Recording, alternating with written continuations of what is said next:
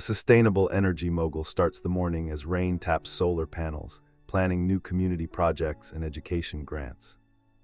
Over coffee in a glass-walled studio, they review a portfolio of clean tech startups and wildlife conservation partnerships. By afternoon, equity is channeled into regenerative farms, while a mentor circle shares candid lessons learned from failures. Evening rituals include a charity auction supporting education and rewilding projects as city lights glitter below across neighborhoods. The day ends with a quiet reflection on responsible wealth that sustains communities, ecosystems, and future innovators.